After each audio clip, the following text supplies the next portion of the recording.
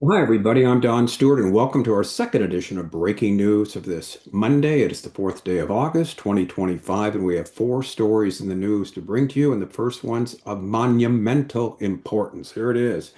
Netanyahu decides on full occupation of the Gaza Strip, the IDF activity in areas with hostages. This is, again, a huge story. It's from the Jerusalem Post. And on the other hand, you got Syria's Al-Sharaa appoints a terror-loving man named Ahmad Zidan as his advisor. This is from N12 or JFEED, so much for a good friendly relationship with Syria. Yes, they are terrorists. They will continue to be. Now, with all this happening, you'd think the lawmakers in the United States of America would side with Israel. No. Democratic lawmakers push for U.S. recognition of Palestinian state. This is from N12, also JFEED.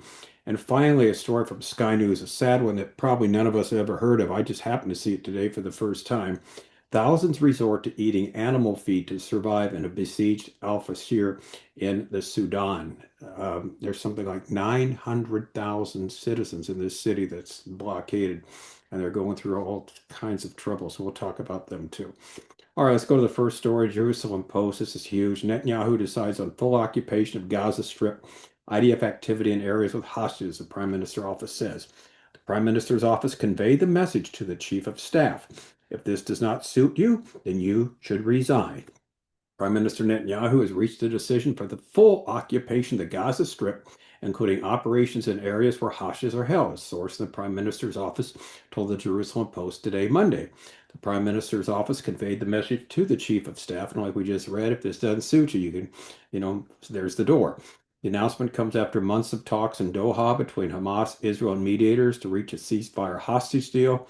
Hamas demanded that hundreds of trucks of aid would need to enter the Gaza Strip for the terror group to return to negotiations, despite increased international efforts to deliver resources to the Palestinian enclave in a way that would bypass the Islamist rulers of the Strip.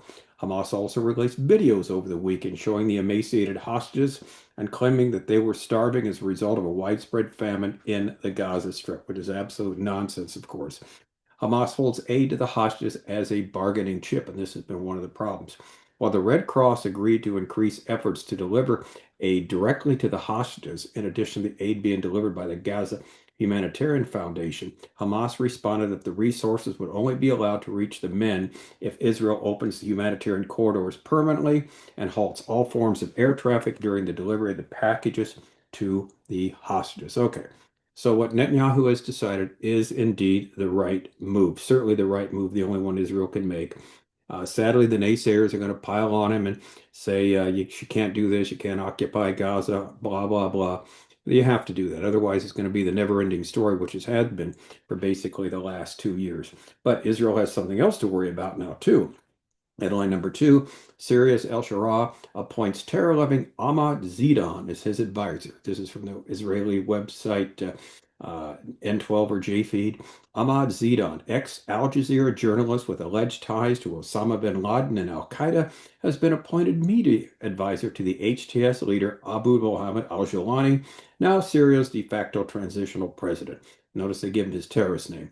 The move is raising alarms over jihadist influence in Syria's post-Assad government. Well, as it should, but the alarms never should have stopped going off. Ahmed Muwaffa Zidan, also, well, anyway, there's variations of his name, is a Syrian Pakistani journalist with a long and contentious career in media, particularly in covering terror groups in the Middle East and South Asia. His recent appointment as a media and political advisor to Sharaa, better known by his nom de guerre, Abu Mohammed al-Jolani, the leader of the Hayat Tahrir al-Sham HTS terrorist organization, and now he's the de facto president of Syria's transitional government, has ignited significant debate, as it should.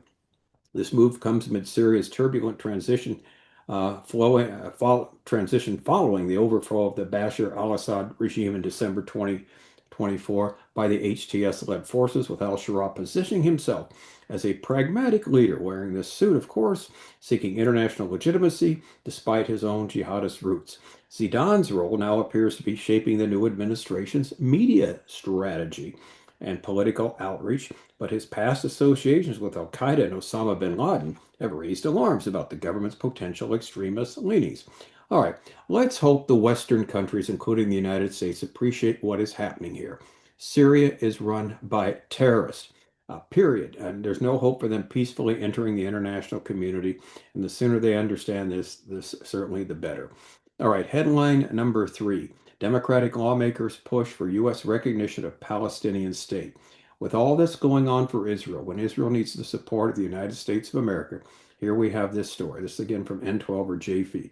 Led by Representative Ro Khanna, over a dozen Democrats call on Trump and Rubio to endorse Palestinian statehood amidst a global shift.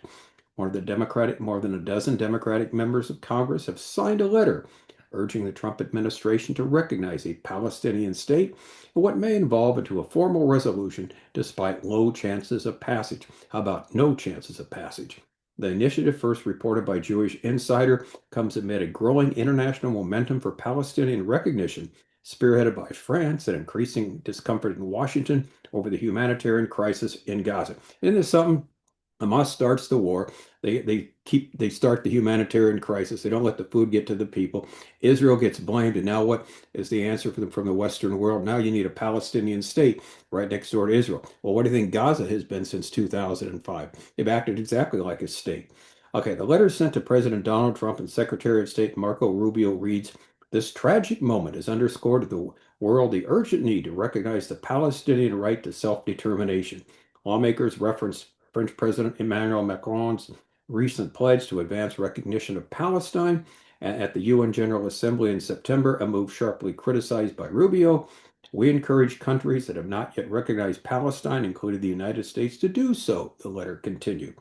The effort is led by Representative Ro Khanna of California, and they give the names of the other signatories. We don't care about them.